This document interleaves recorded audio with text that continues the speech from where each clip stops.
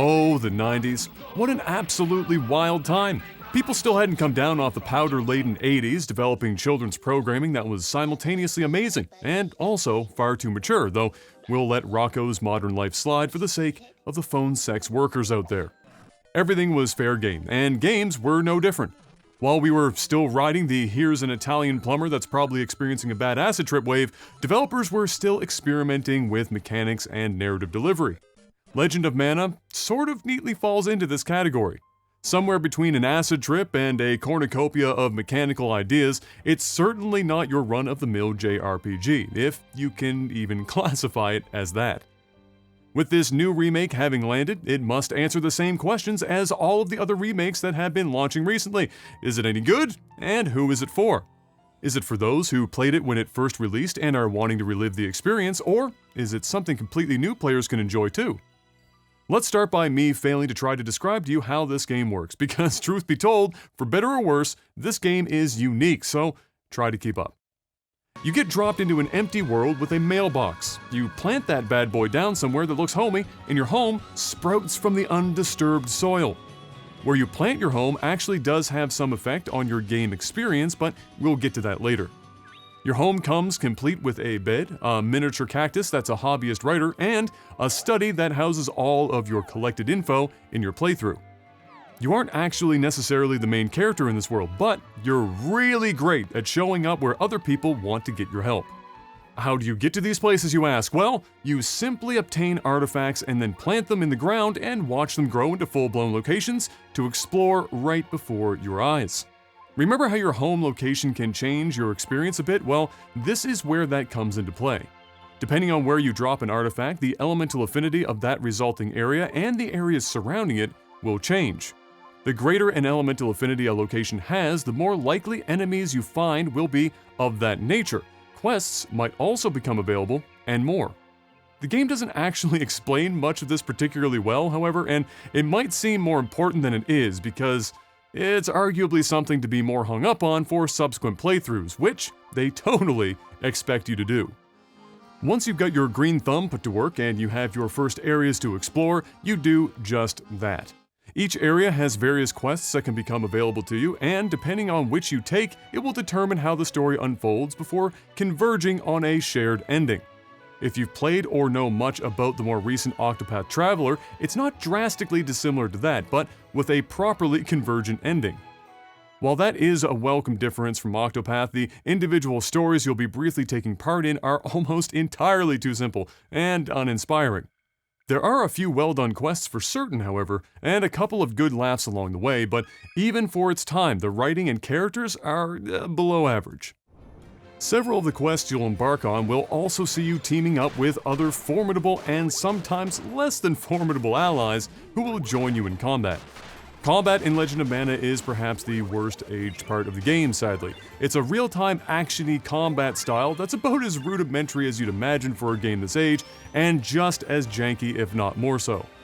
Each weapon you wield has combos you can dish out that can include light attacks, heavy attacks, as well as jumping attacks.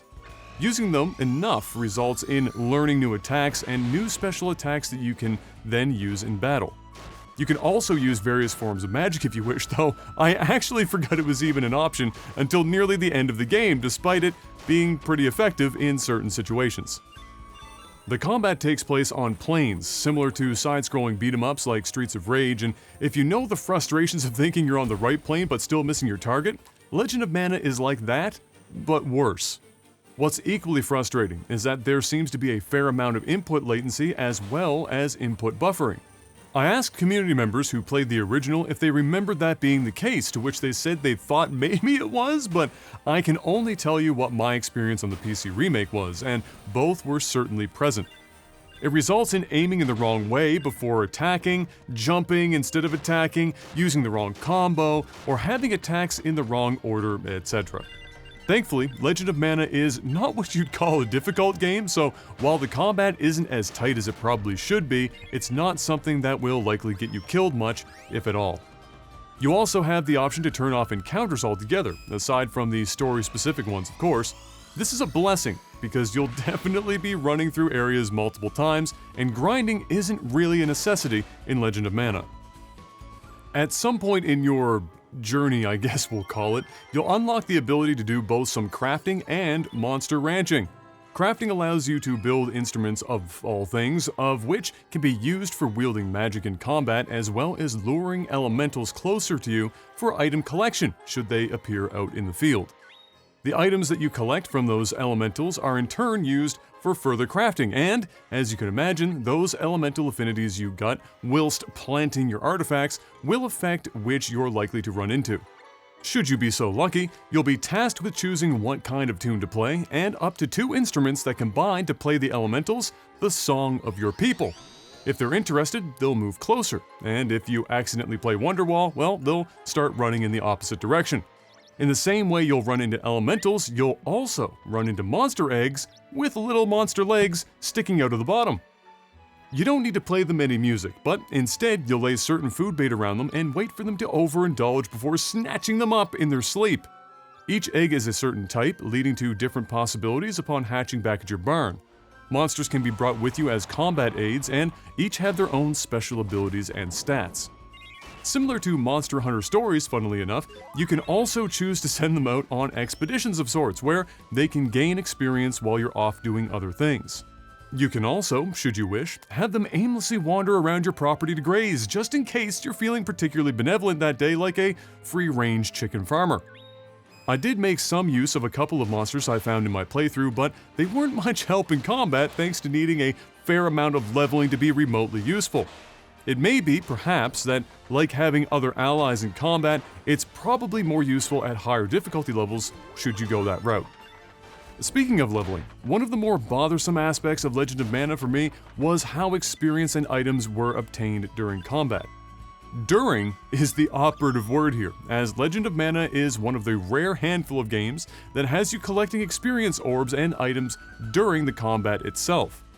That's usually only a minor inconvenience, but the experience and items both will disappear after a relatively short period of time. Sometimes in combat you aren't able to get to them in time while you're still fighting, resulting in the loss of experience and items. This also makes leveling your monsters or other allies difficult, as you rely on the AI more or less accidentally walking over the experience orbs.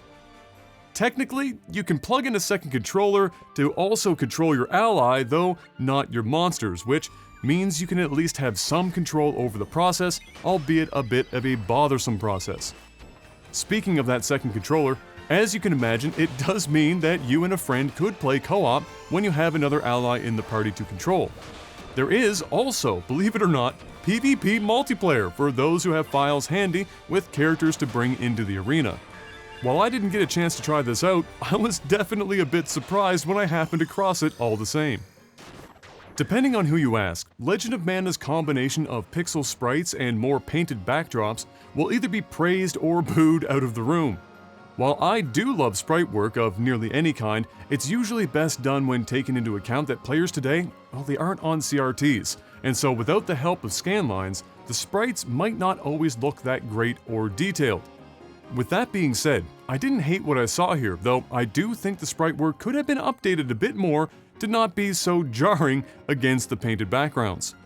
The music, however, is universally wonderful and is highlighted by the ability to either have the game deliver you the original soundtracks or the updated orchestral versions. The music does occasionally get a bit too hyped for what's happening on screen, and sometimes you'll hear the same loop track for longer than maybe you'd like, but it doesn't much change the fact that the soundtrack is particularly a standout. Legend of Mana is undoubtedly a unique game, and sometimes that can result in a bit of a confusing experience. It often felt to me like there were maybe one too many ideas being worked into the game, leaving little room for much of those ideas to breathe. It definitely seems that for those who end up enjoying this unconventional experience, much of the value in Legend of Mana is playing it a few times over to see and do everything that you can figure out. I don't doubt that completionists could spend hundreds of hours trying to accomplish such a task. For those who never played it originally, Legend of Mana might not land particularly well despite its pedigree. For those who did play it on its original release, the polish and quality of life changes could be enough to convince them to plant their mailbox and save the world one more time. Hey everyone, thanks for watching. If you've enjoyed the video, make sure you give the video a like, subscribe to our channel, and hit the bell icon so you're notified when new content arrives. Want to support Critiqal Hit more directly? Visit our Patreon link in the description below to do just that. It helps keep us as ad-free as we can be here on YouTube and on our website. Thanks again, and see you on the next one.